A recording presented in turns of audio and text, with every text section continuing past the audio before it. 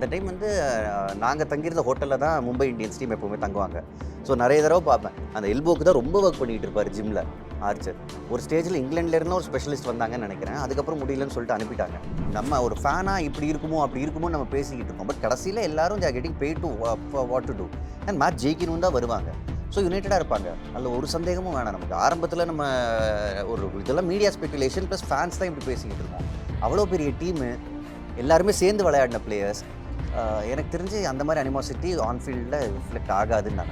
பும்ரா கிட்ட கொடுத்தா என்ன ஹார்திக் பாண்டியா கேப்டன்றதுனால என்ன வேணும்னே ஃபுல் டாஸாக போட போகிறாரு. பும்ராவும் போட போகிறது மேட்ச் ஜெயிக்கணுன்றதுனால தான். ஸோ பெருசாக எதுவும் இருக்காது. எல்லாருமே professional cricketers. Captaincy Rohit Sharma போனது ஒரு வருத்தம். அதுக்காக ஹார்திக் பாண்டியாவை அவருக்கு பிடிக்காதுன்னெலாம் கிடையாது. போலிங்னு வரப்போ பும்ரா ஓகே, ஸ்பின் இன்னொரு பிரச்சனை. அவங்ககிட்ட அந்த மாதிரி குவாலிட்டி ஸ்பின்னர் கிடையாது. ஒரு குமார் கார்த்திகே இருக்கார். அதுக்கப்புறம் தேடினா பெருசாக முகமது நபி எடுத்திருக்காங்க. But I don't think he'll start. என்னோட 11 பிக் ஃபார் மும்பை இந்தியன்ஸ் வந்து ரோஹித் சர்மா, டாப் இஷான் கிஷன் ஆப்வியஸ்லி.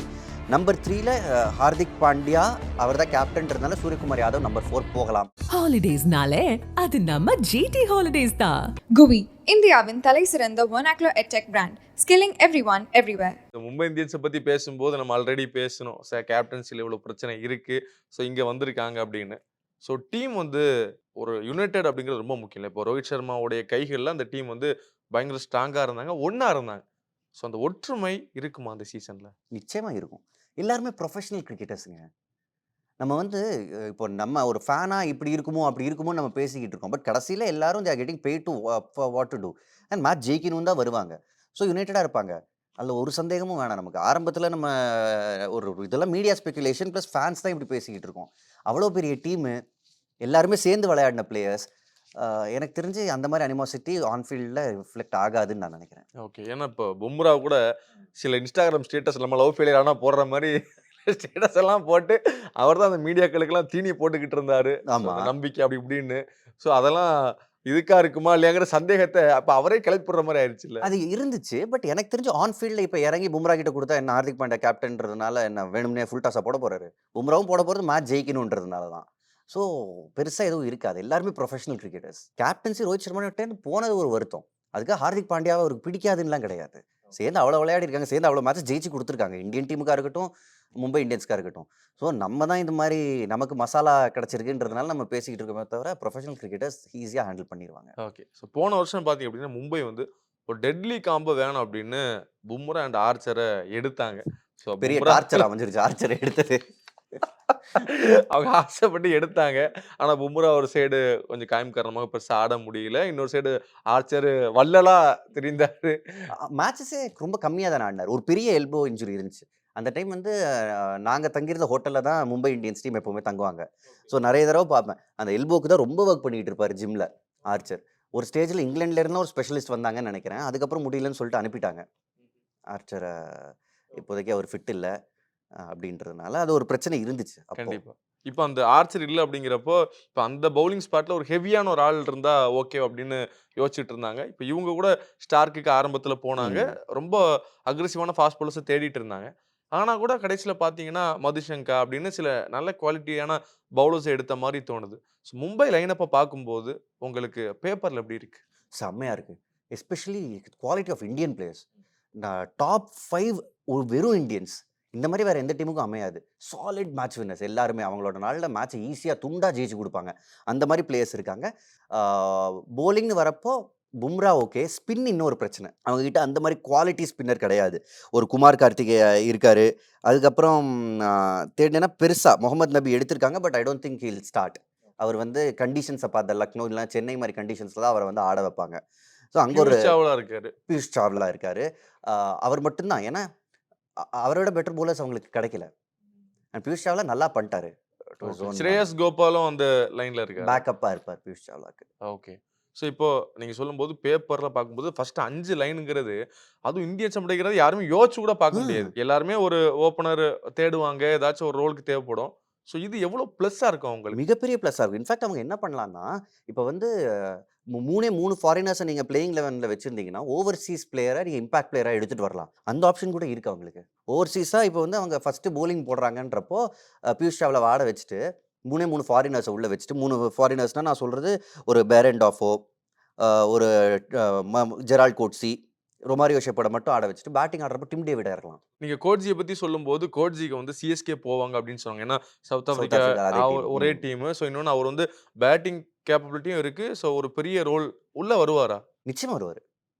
ரொம்ப குவாலிட்டி பவுலர். நீங்க அந்த அக்ரெசிவ் ஃபாஸ்ட் பவுலர் நீங்க சொன்னீங்கல்ல ஜெரால்ட் கோட்ஸி. ஓகே. செம அக்ரெசிவ், பேட்டிங்ல யூஸ்ஃபுல் ரன்ஸ் அடிப்பாரு.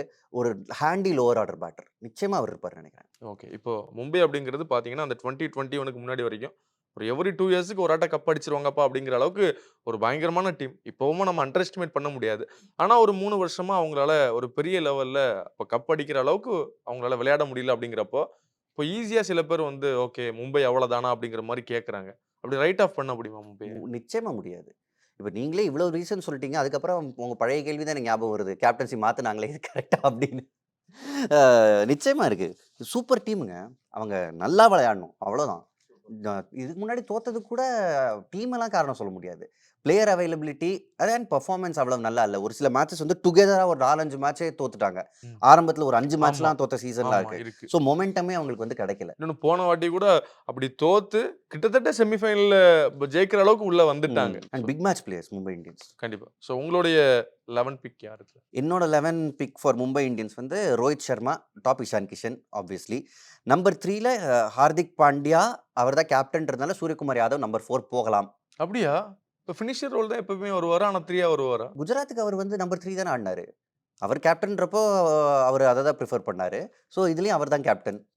அதனால நான் ப்ரெடிக்ட் பண்ணுறது ஹார்திக் சூர்யா 3 ஆர் 4 அவங்களுக்குள்ள. திலக் வர்மா.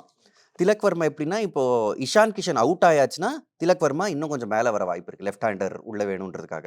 ஸோ டாப் 5 இவங்க தான். ஓப்பனர்ஸ் 2 பேர். பட் அந்த மிடில் ஆர்டரில் ஷஃபில் ஆகலாம். லெஃப்ட் ஹேண்டர் உள்ளே வேணும்னு அவங்க நினச்சாங்கன்னா திலக் வர்மா மேலே போகலாம். நம்பர் 6ல் இப்போதைக்கு நான் எழுதியிருக்கிறது டிம் டேவிட். 7ல் ஜெரால்ட் கோட்ஸி. அதுக்கப்புறம் எனக்கு பெஹரண்ட் ஆஃப் இல்லைன்னா மதுஷங்கா. ஓகே. ஆரம்பத்தில் பெஹரண்ட் ஆஃப் போக வாய்ப்பு இருக்குது அவங்க. ஏன்னா ஆப்வியஸ்லி மோர் எக்ஸ்பீரியன்ஸ்டு அவங்க அங்கே போவாங்க. அதுக்கப்புறம் ஸ்பின்னராக வந்து பியூஷ் சாவ்லா இருப்பார். இல்லைனா குமார் கார்த்திகேயா. ஓகே. இவங்க 2 பேரும் ஆடுவாங்க. பியூஷ் சாவ்லா இம்பாக்ட் பிளேயராக வரலாம். அதுக்கப்புறம் ரொமாரியோ ஷெப்பர்ட் இருப்பார். பும்ரா. அர்ஜுன் டெண்டுல்கர் அவர்கள் உள்ள வருவாரா இல்லையான்னு பல பேருக்கு ஒரு கேள்வி. ஏன்னா போன சீசன்ல அவரு உள்ள இருந்தாரு.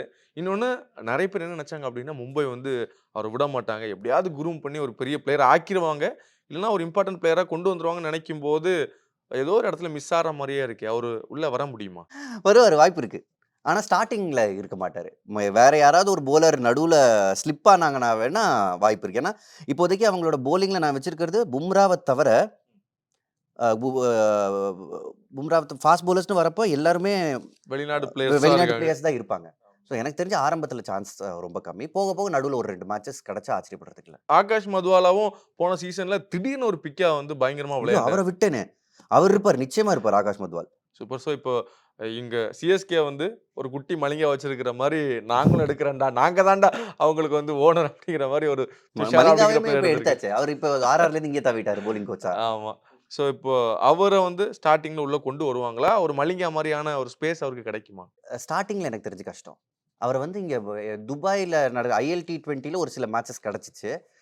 ரீசனபிளாக பண்ணார். எனக்கு தெரிஞ்சு ஐபிஎல் ஹை ப்ரெஷர் மேட்சஸில் ஆரம்பத்தில் இறக்க மாட்டாங்கன்னு நினைக்கிறேன். ஹாலிடேஸ்னாலே அது நம்ம ஜிடி ஹாலிடேஸ் தான். GUI, இந்தியாவின் தலை சிறந்த vernacular edtech brand, skilling everyone everywhere.